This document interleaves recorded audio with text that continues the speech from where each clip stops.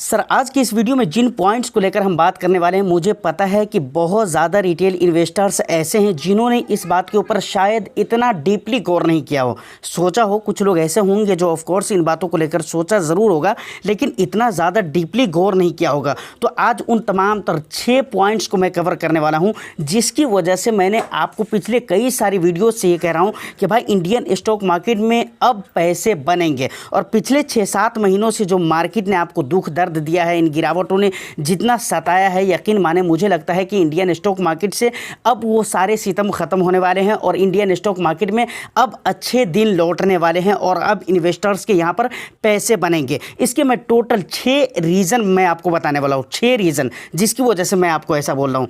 अच्छा, आगे क्या प्रॉब्लम हो सकते हैं, ऐसा तो नहीं कि बिल्कुल सफाया ही हो जाएगा, अब कोई दिक्कत होना ही नहीं है, मार्केट अब नीचे की तरफ आएगा ही नहीं है, हमेशा पैसे ही बनेंगे। कुछ और दिक्कत भी हो सकते हैं क्या, इसके ऊपर भी हम बात करेंगे। अगर हो सकते हैं तो क्या हो सकते हैं, फिर वहाँ पर आपको अपने आप को प्रिपेयर कैसे रहना है, कैसे तैयार रहना है और वहाँ पर आपको क्या स्ट्रैटेजी अपनानी है, इन तमाम तर मुद्दों पर आज की इस वीडियो में डिटेल्स में बात करेंगे। वो 6 पॉइंट्स जिसको आपको ज़रूर ही सुनना चाहिए और डीपली एनालाइज करने की ज़रूरत है। तो ऑफ कोर्स वीडियो बहुत इंटरेस्टिंग होगी। बस रिक्वेस्ट एक ही है आपसे कि चैनल को सब्सक्राइब करके एक लाइक ज़रूर कर दीजिए वीडियो को और ज़्यादा से ज़्यादा शेयर कर दीजिए, जिससे मेरा भी हौसला बना रहेगा। चलिए सर, डायरेक्ट हम अपने मुद्दे पर आते हैं। सबसे पहले हम ये समझते हैं कि आपको मैं ये क्यों कह रहा हूँ कि अब इंडियन स्टॉक मार्केट के अंदर पैसे बनेंगे। देखिए आज की मार्केट कैसी रहने वाली है, जिस टाइम पे ये मैं वीडियो शूट कर रहा हूँ उस टाइम पे मार्केट खुला भी नहीं हुआ है, लेकिन देखते हैं कि कैसी रहने वाली है। लेकिन मैं जो बोल रहा हूँ कि भाई मार्केट में अब अच्छे दिन आ सकते हैं, उसके पीछे का सबसे पहला रीज़न क्या है। तो सबसे पहला रीज़न, कोई फालतू की बात नहीं करेंगे, डायरेक्ट मुद्दे के ऊपर आते हैं। सबसे पहली बात, आईटी कंपनीज और ऑटो को छोड़ दीजिए, कुछ देर के लिए उसको आप साइड कर सकते हैं, लेकिन आईटी कंपनीज़ के नतीजे आने शुरू हो गए। ऐसे तो सारी कंपनीज़ के नतीजे लगभग अब आएंगे ही आएंगे, कुछ कंपनीज़ के नतीजे आने शुरू हो गए हैं, लेकिन उसी बीच में आईटी कंपनीज़ के नतीजे आप देखेंगे तो बहुत अच्छे नहीं आ रहे हैं। लेकिन उसके अगेंस्ट में बैंकों के नतीजे आप देखेंगे तो बहुत मजबूत तरीन नतीजे आ रहे हैं, जो बिल्कुल झटके में आईटी सेक्टर की जो कंपनीज़ है उसके जो बुरे नतीजे हैं उससे कहीं तगड़े नतीजे जो बैंकों के निकल कर आ रहे हैं, जिसके सामने बाजार की जो बुराई है वो मिटती हुई नज़र आ रही है। तो ये सबसे पहला रीज़न है। मैंने आपको कहा ना, Q2 से अच्छा रिजल्ट Q3 का आया, Q3 से अच्छा रिजल्ट Q4 के आने के ज़्यादा चांसेस है। मैंने बहुत दिन पहले कहा था, जब Q3 के रिजल्ट आए थे उसी टाइम पर मैंने आपको कहा था वो। तो ये सबसे पहला रीज़न है जिसकी वजह से मैं आपको ये बोल रहा हूँ कि भाई बाजार में अच्छे दिन लौटने वाले हैं। दूसरी बात, मॉनसून, अच्छे मॉनसून की फिर से उम्मीद है। पिछली बार हमारे जो गेहूं और धान के जो फसल हुए थे वो बहुत अच्छे हुए थे। ऑफ कोर्स वहाँ पर किसानों की तरफ से जो रिस्पांस आया था और अनाज वगैरह को लेकर और गल्ले वगैरह को लेकर वो बहुत अच्छा आया था, और अभी फिर अच्छे मॉनसून की उम्मीद है, जिसकी वजह से इंडियन स्टॉक, देखिए अब एक बात और भी कहेंगे कि भाई बारिशों से, ये किसान के मैटर से हमारा क्या लेना देना है, लेकिन नहीं सर, ये सारी चीज़ें हमारी मार्केट को और हमारे देश की इकोनॉमी को इम्पैक्ट करती है। क्यों इम्पैक्ट करती है, इसके ऊपर भी एक अगला पॉइंट है जिस पे जब मैं बात करूंगा तो मैं इसको ज़रूर वहां पर इंक्लूड करूंगा।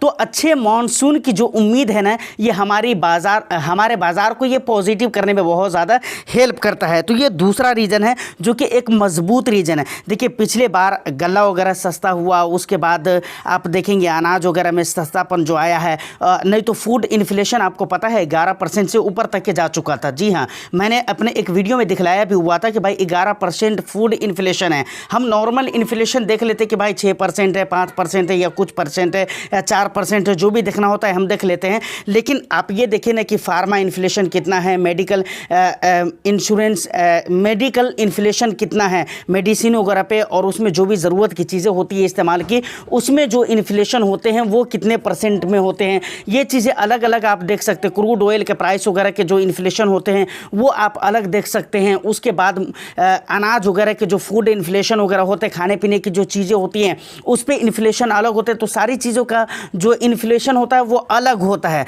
तो आपको देखने की ज़रूरत होती है। तो फूड इन्फ्लेशन मैंने आपको दिखलाया हुआ था कि भाई 11% से ज़्यादा जा चुका था, लेकिन वो धीरे धीरे जाकर कम हुआ। इसमें कई सारे रीज़न थे, लेकिन मेन रीज़न अच्छे मानसून को आप मान सकते हैं, क्योंकि अच्छे मानसून की वजह से वहाँ पर अनाज अच्छे हुए, जिसकी वजह से फूड इन्फ्लेशन के अंदर कमी आई हुई थी। अभी फिर वही उम्मीद है, समझ रहे हैं ना। उसके बाद अगर हम बात करें तो हमारे यहाँ ब्याज दरों में घटना मतलब कटौती शुरू हो गई है, लेकिन उससे पहले इम्पोर्टेंट बात यह है कि हमारे यहाँ की जो महंगाई है वो कंट्रोल में है। और जब महंगाई कंट्रोल में हो और ब्याज दर घटना शुरू हो जाए तो ये बाज़ार के लिए, देश की इकोनॉमी के लिए बहुत ज़्यादा फ़ायदा होता है, बहुत ज़्यादा फ़ायदा होता है। क्यों फ़ायदा होता है? देखिए, अगर क्या कहते हैं कि महंगाई कंट्रोल में है तो ऑफ कोर्स रेपो रेट कम कर दिए जाएंगे, और अभी कम किए भी गए हैं। तो इससे दो फायदे होते हैं, यानी ब्याज दरों में कटौती होने की वजह से ब्याज दरें अगर घटने लगती है तो दो फायदे होते हैं। सबसे पहली चीज़ ये कि ज़्यादा से ज़्यादा मात्रा में लोग लोन लेते हैं। अब लोन लेने से या तो वो अपनी ज़रूरत की चीज़ें खरीद सकते हैं, कुछ भी हो सकता है, घर हो सकता है, मकान हो सकता है, गाड़ी हो सकती है, या इसके अलावा जो भी चीज़ें हों वो हो सकती है, समझ रहे हैं ना। आज तो नए जवान लोग तो ज़्यादातर मोबाइल वगैरह को लेकर बहुत ज़्यादा फोकस करते हैं, आईफोन को लेकर बहुत ज़्यादा फोकस करते हैं। तो मतलब ऐसा हो सकता है, तो कुछ भी वो ख़रीद सकते हैं। अगर ये ख़रीदते हैं अपनी ज़रूरत की चीज़ें, चाहे वो घर हो, गाड़ी हो, मकान हो, कपड़े हो, कुछ भी हो, तो इससे हमारे देश का कंजप्शन बढ़ेगा। और आपको पता है कि चाइना के अंदर जिस तरीके से मैन्युफैक्चरिंग की वजह से बहुत सारा रेवेन्यू चाइना का आता है, उसी तरीके से हमारे देश में कंजप्शन की वजह से बहुत सारा रेवेन्यू हमारा कंजप्शन से आता है। तो ये हमारे मार्केट के लिए फ़ायदेमंद होगा, बिल्कुल फ़ायदेमंद होगा। तो पहली बात तो ये हो गई कि भाई वो कुछ ख़रीदारी करेंगे, या नहीं तो वो कुछ पैसे बचाकर स्टॉक मार्केट में निवेश करेंगे, या सारा का सारा पैसा निवेश करेंगे। तो इससे भी हमारी मार्केट को बहुत ज़्यादा मजबूती मिलेगी। तो ये भी हमारी मार्केट के लिए बेनिफिशियल हुआ। तो घुमा फिरा के ओवरऑल अगर मजमूई तौर पर देखा जाए तो भाई इंडिया की इकोनॉमी, इंडिया की जीडीपी को ही फ़ायदा मिलने वाला है, समझ रहे हैं ना। और देखिए, हमारे यहाँ का जो इन्फ्लेशन कंट्रोल में है तो उसका एक रीज़न ये भी है कि अच्छे मानसून, समझ रहे हैं ना, जिसकी वजह से फूड इन्फ्लेशन कम हुआ और हमारा जो ओवरऑल इन्फ्लेशन है उसमें कमी आई है। अब लास्ट रीज़न की अगर बात की जाए तो बहुत ही सॉलिड रीज़न है। आपको पता है ना कि इस बीच में डॉलर कितना ज़्यादा हाई चला गया था, बहुत ज़्यादा हाई चला गया था। अच्छा, उसके अगेंस्ट में अगर देखें तो दुनिया भर की जो करेंसी थी वो वीक हो ही रही थी, लेकिन ख़ास तौर से भाई हमारे इंडिया की करेंसी तो इतना ज़्यादा वीक हो गई थी जिसका जवाब नहीं है। लेकिन अभी कल परसों एक रिपोर्ट निकल कर आई है जिसमें बताया गया है कि भाई, इसको न्यूज़ आर्टिकल्स वाले ने भी शाये कर ही दिया है, पब्लिश कर ही दिया है। तो उसमें बताया गया है कि पिछले 3 सालों के निचले स्तर पर चला गया है डॉलर। जी हाँ, पिछले 3 सालों के निचले स्तर पर, पिछले 3 सालों में जितना नीचे नहीं गया था उतने निचले स्तर पे आ चुका है डॉलर, और उसके अगेंस्ट में रुपया बहुत ज़्यादा मजबूत हो चुके हैं। तो ये एक बहुत बड़ी खबर है, और ये ऐसा न्यूज़ है जिसकी वजह से टैरिफ को लेकर ट्रंप और यूएस खुद ब खुद नॉर्मल पड़ता हुआ जा रहा है, खुद ब खुद ठंडा पड़ता हुआ जा रहा है। और पता है आपको, यह हर कोई जानता है, इसमें बहुत ज़्यादा मुझे लगता नहीं है कि आपको पता नहीं होगा। ये सारी चीज़ें जो हो रही है ना, वो ट्रंप की नीतियों की वजह से हो रही है, उसकी जो नई पॉलिसीज़ आ रही हैं जिसकी वजह से ये सारी चीज़ें देखने को मिल रही है। तो ये टोटली 6 रीज़न है जो कि बहुत ही मजबूत रीज़न है, बहुत मजबूत रीज़न है कि बाजार के अंदर अब पैसे बनेंगे। अब ये बात तो क्लियर हो गई, और वो सारे पॉइंट्स मैंने आपको बता दिए जिसकी वजह से बाज़ार पॉजिटिव रह सकता है। लेकिन क्या अब पॉजिटिव ही रहेगा? कुछ प्रॉब्लम आ भी सकते हैं या नहीं? तो देखिए, कुछ प्रॉब्लम अगर मैं बात करूँ तो बिल्कुल आ सकते हैं। बाज़ार है भाई, प्रॉब्लम आ सकता है। लेकिन यहाँ पर गौर करने वाली बात यह है कि बाज़ार के अंदर फिर से एक पुरानी बात मैं दोहराना चाहूँगा, सेंटीमेंट।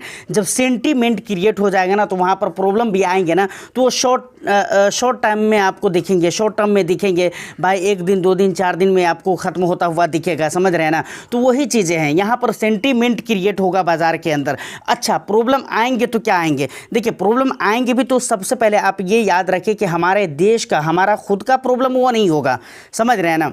हमारा जो प्रॉब्लम है वो नहीं होने वाला है। मेन जो प्रॉब्लम की बातें हो रही है और मेन जो डर हो सकते हैं वो चाइना और यूएस को लेकर कुछ प्रॉब्लम होगा, जिसकी वजह से, क्योंकि भाई चाइना पे भी भरोसा नहीं है, और अभी ट्रम्प है तो ट्रम्प की खोपड़ी के ऊपर भी भरोसा नहीं है। चाचा कुछ भी कर सकते हैं, कभी भी कर सकते हैं, कभी भी कोई भी स्टेटमेंट दे सकते हैं। और इधर क्या कहते हैं, चाइना के ऊपर भी भरोसा नहीं, ये भी उल्टी ही खोपड़ी का आदमी है। तो ये मेन प्रॉब्लम हो सकते हैं दुनिया के मार्केट के सामने। और ऐसा नहीं है कि सिर्फ हमारी मार्केट के लिए प्रॉब्लम, अगर होगा तो हमारी मार्केट के लिए होगा, वो दुनिया भर की मार्केट के अंदर प्रॉब्लम क्रिएट करेगा। लेकिन हमारी मार्केट में जो सेंटीमेंट क्रिएट होगा पॉजिटिविटी वाली, तो वो सेंटीमेंट की वजह से हमारे यहाँ बहुत ज़्यादा फर्क नहीं पड़ेगा।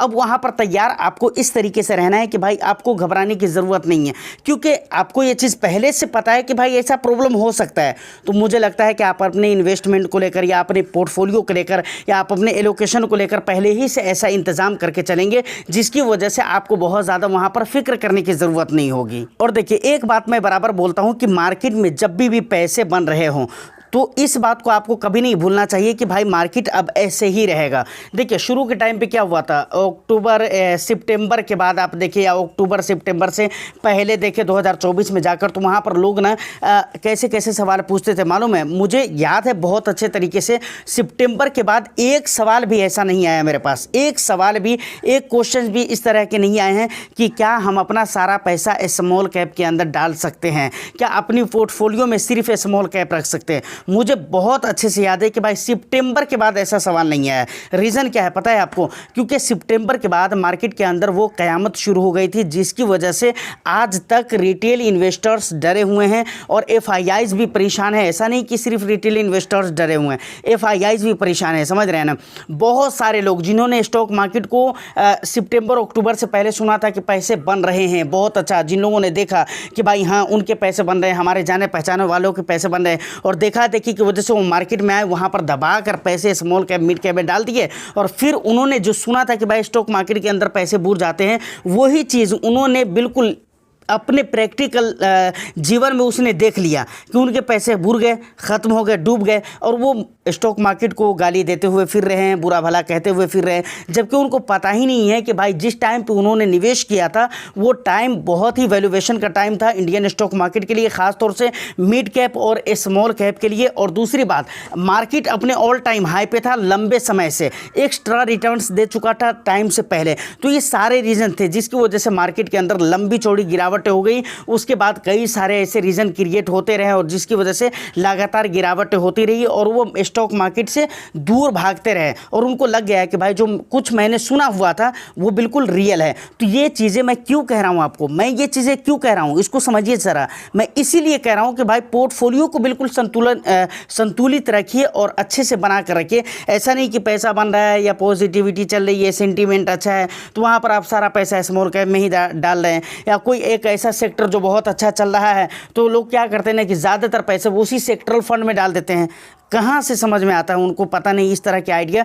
तो ऐसा आपको बिल्कुल नहीं करना, चाहे कोई भी सेक्टर हो भाई, कभी भी सेक्टर रोटेशन हो सकता है, तो इस बात को आप समझिए ना, सेक्टर रोटेशन कभी भी हो सकता है। तो इन चीज़ों को आपको ख्याल में रखना चाहिए और बिल्कुल प्रिपेयर रहना चाहिए। और प्रिपेयर आप उसी समय पर रह सकते हैं जब आप अपनी पोर्टफोलियो को सही से डिज़ाइन किया हो, सही से क्रिएट किया हो, एलोकेशन अच्छे तरीके से किया हो। तो उम्मीद करता हूँ कि ये सारी इन्फॉर्मेशन और वीडियो आपको बहुत अच्छी लगी हो। तो बस एक लाइक कर दीजिए, शेयर कर दीजिए, क्योंकि काफ़ी सारे लोग देख रहे हैं लेकिन सब्सक्रिप्शन बहुत कम लोगों की तरफ से आ रहा है। तो ज़्यादा से ज़्यादा शेयर कीजिए, हेल्प होगा मेरा, और इससे मेरा भी हौसला बने रहेगा ताकि मैं आपके लिए अच्छे से ऐसे कंटेंट लेकर आऊँगा। तो बस लाइक करके शेयर कर दीजिए, चैनल को सब्सक्राइब नहीं किया तो सब्सक्राइब भी ज़रूर कर दीजिए।